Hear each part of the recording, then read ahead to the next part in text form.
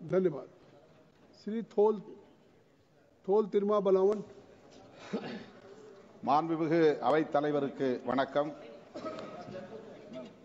மேனால் பிரதமர் வாஜ்பாய் அவர்களின் ஆட்சி காலத்தில் நிதி மேலாண்மை தொடர்பான சட்டம் ஒன்று இயற்றப்பட்டது.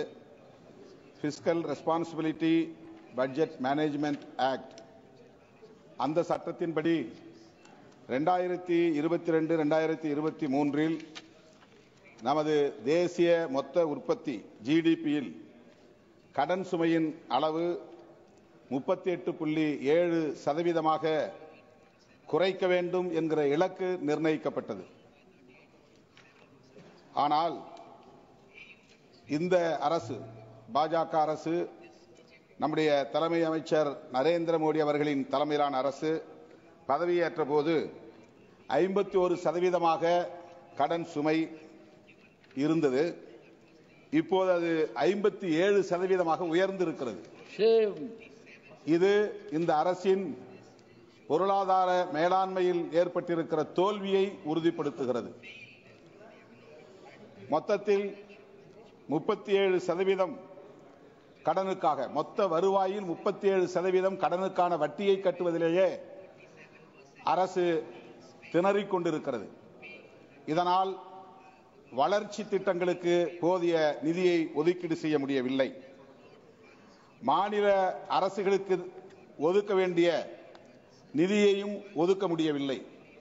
குறிப்பாக தமிழ்நாட்டுக்கு கல்வி துறைக்கு ஒதுக்க வேண்டிய நிதி ஒதுக்கப்படவில்லை.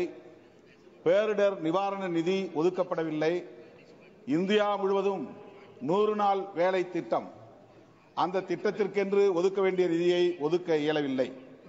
தேசிய கல்விக் கொள்கையின்படி 6% நிதி ஒதுக்கீடு செய்ய வேண்டும் என்று இந்த அரசே உறுதிப்படுத்தி இருக்கிறது. ஆனால் கல்விக்கென்று 3% கூட நிதியை ஒதுக்க முடியாத அளவுக்கு கடன் சுமையில் இந்த அரசு திணறிக் கொண்டிருப்பதை நம்மால் பார்க்க முடிகிறது.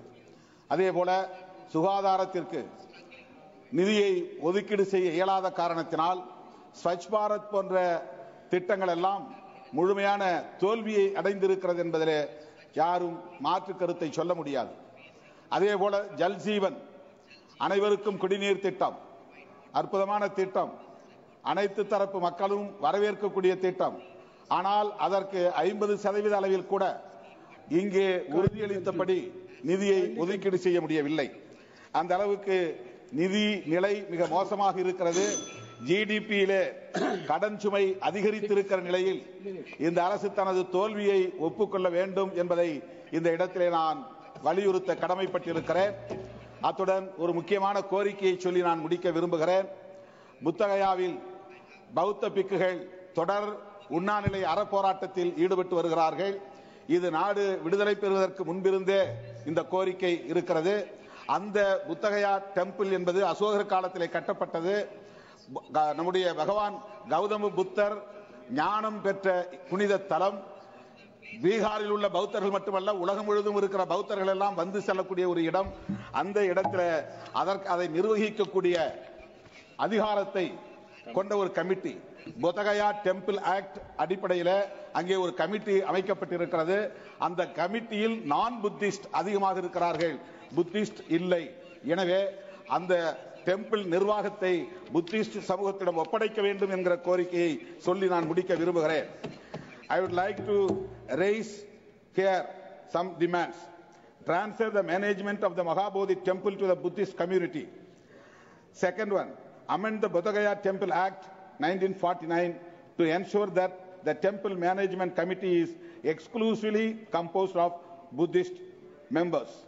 Third demand, restrict the conduct of non-Buddhist religious ceremonies within the premises of Mahabodhi temple.